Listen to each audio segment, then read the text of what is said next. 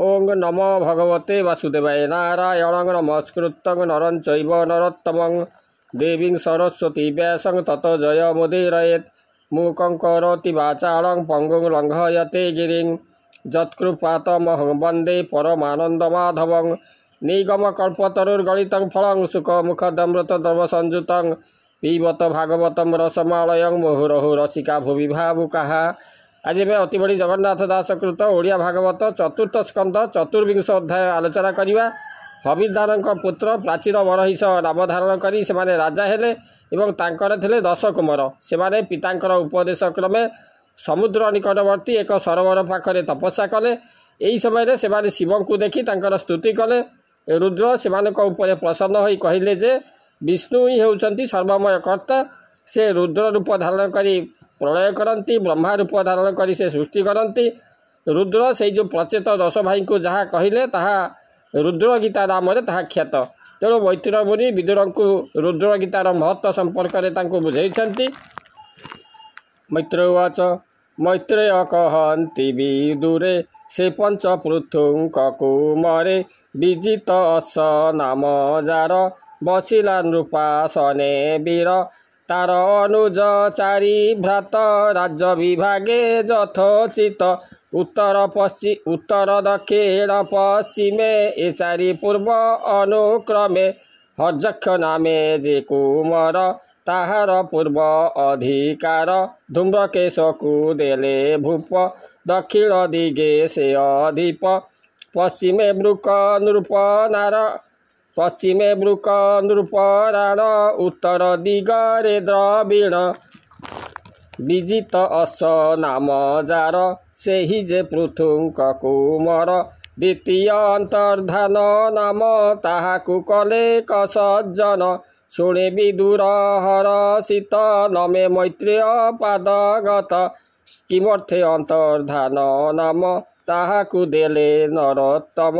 ए बड़ संशय मो चित्ते भोमुनि कही बात दन्ते एमंते तार वाक्य शुणे कहे मैत्रेय महामुनि हे कुरु श्रेष्ठ भाग्यवंत अमृत पृथुर चरित श्रवणे जेबे इच्छा तोर कहिबा जे पूर्व विचार पृथु जे अश्वमेध कले सकल देवंकु बरिले यज्ञ पूजिले भगवान वेदोक्त कर्मे करी मन यज्ञ सुबुद्धि भाव जेते संभार करी नाना मते एमंत यज्ञारंभ काले असहरिले इंद्र बले विजित अस ताहा जाने इंद्र न मारी अस आने ता देखी कहे पुरंदर भोवीर बेगे मागबर ता शुणी से पृथु नंदन अति आनंदे तोष मन मोहर बरे इच्छा नाही जेबे जाचिलु सुर साई ए तोर अंतर्धान गति प्रसन्न दिय सचिपति शुणी संतोष मघवान ताहाकु देले अंतर्धान से घेनी अंतर्धान नाम शुण विदुर पुण्यतम से पुणी निज राज्ये राजा धर्मे पालई जन प्रजा तार शिखंडी नामे नारी रूपे कामिनी मनोहरी ताहार गर्भे नृप बीर्जे पुत्रे जन्मिले महातेजे पावक सूची पवमान पूर्वे जे थिले अग्नि जान से अग्नि वशिष्ठ को परु जन्मिले एति निजो गरु आर जे पत्नी सरस्वती ए अंतर्धान रजुवती ताहार गर्भे जे कुमार हविधान जे नाम तार ताहाकु कले जेनुपति तांसे राजार संतति अंतर्धानर मार्गे राये विषय सुख न जोगाए से ज्ञान वैराग्य नृपति तेजिए सयले विभूति मने विचारे नृपराण ए सर्व अनर्थ कारण राज संपदे अंध होई अज्ञाने धर्म न जानई मलई शत्रु मित्र भाव सकल घटे एक जीव राजत्व धर्मे क्रोध बही प्रजा पीड़ने धन देई अनर्थ मार्गे नेंती बले प्रजा खेबित क्षुदा नले प्रजा विनाशे घोर पाप नरके पड़ती अधिप पड़ु ए राज्य कार्य नाही यज्ञ करिवा सुखे रही यज्ञर छळे से राजन तेजिले नृप सिंहासन निष्काम पथ आश्रय कले परम पुरुषे भजिले सुहंस दीक्षा रे राजन गमिले वैकुंठ भुवन सेह विधान ताकु मर बसिला नृपासने वीर जापत्नी नाम बिर्धानी सुर मोहिनी सुलोचने ताहार गर्भे छ सुत जन्मिले तेजे बलवंत गय जे बहिर्धस शुक्ल कृष्ण सत जे जित व्रत से हविर्धानर संतति महत गुण अति प्रति से भाग्यवंत दंडधारी ताजस त्रैलोक विस्तारी से क्रिया कांडर द्विगुण अद्भुत तार कर्म मान जे कर्म कले ए जगते शुण विदुर कहु तोते भूत भविष्य वर्तमाने न देखी एति भुवने ए जोगे प्राचीन ग्रस्थल गुणे आच्छादिला सकल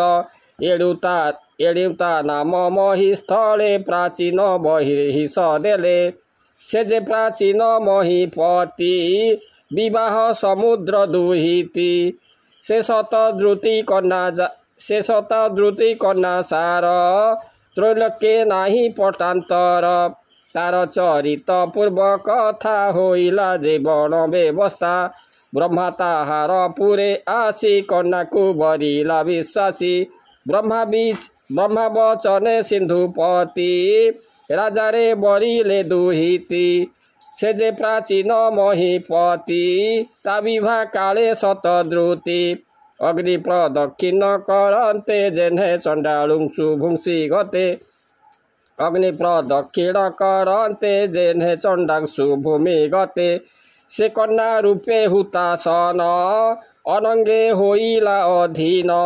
से शतद्रुति रूपवती चरणे नुपुर शोभन्ती से मत धीर दगामिनी चरणे नुपुरर ध्वनि श्रवणे अनंग पीड़ित मूर्ख पंडित सुरवंत तारूप देखी बुध जने मोहे पड़ती हत ज्ञाने अमर किन्नर उरग सिद्धचारण खग मृग इत्यादि पशु जीव जेते तारूप दृश्ये विमोहिते ताप्रति तुले ए जगते न देखी स्वर्ग मर्त गते से प्राची बरही राजन तारूपे होइला अधीन सकल धर्म परिहरी ताबसे नित्य दंडधारी से क्रीड़ा मृग जीव प्राय ताबसे धर्म कला खये रात्र दिवस न जानिला तारूपे ध्याने दिन गला ता बिना अज्ञाने राजन न करे अन्न कर्म मान से पत्नी ठारे तार बीर्जे पुत्र जन्मिले महातेजे से 10 पुत्र आत्मा एक शुद्ध सुंदर सुविवेक सम आकृति रूप देश एक नाम प्रचेतस ताहांकु चाहिँ नृपवर कहिले प्रजा सृष्टि कर तखणे पिता आज्ञा पाई से जे प्रचेता 10 भाई तपसा धने आगमन पथरे भेटिले ईशान वृषभ वाहने महेश डम्बरु वादनाद घोष दीर्घे उच्चारी मुखे नाम राम गोविंद कृष्ण स्वाम गोविंद गोपाल श्रीहरि श्रीहुषि केश हे दैतारी आनंदे रोम पुलकित प्रेमांग कंठ अश्रुजात एमंत समय कुमार दर्शन कले देहबर भेटिले पूर्व पूर्ण फले जानम धरी अंत काले प्राणी तरंती अघार्णव से सर्वदेवंकु दुर्लभ ताहांकु चाहेण गिरीश कहन्ति शुण बाल शेष काहार पुत्र तुम्भ माने कि नाम गोत्र बांछा मने बय आकृति समदृश बाल नवीन तुम्भे दस कि अर्थे तुम्भ आगमन कह संशय तेजी मन से देव वाक्य सुमधुर अमृत जिणे सुधाकर शुणी प्रचेता दश भाई कहती सिरे कर देई शुणी माँ प्रभु देव ईश प्रचेता नाम आम्भे दश प्राचीन गर अधिपति ताबीर्जे आम्भ उत्पत्ति पिता वचने तप अर्थे अइलु प्राची दिग पथे कठोर तप साध करी भावे से विभु नर हरि तुम्भ दर्शने जोगेश्वर आम्भ संशय हेला दूर ता शुणी देव उमा स्वाई संतोषे ताकु शिक्षा देई से तो पेतोषी तांक मन सानंदे गले निज स्थान शुणी विदुर विपरीत संशय चित्ते आच्छादित कहे मैत्रेय मुख चाहे अद्भुत दुर्घटित एहि नर मरे काहे संग केमंते होइला संजोग ए बड़ संशय जे मोते भोमुनि फेड़िबा तदन्ते जे काल रुद्र रूपे जात उत्पत्ति पालन तदंत से जे प्रचेता भाई दश कि रूपे कले तांकु तोष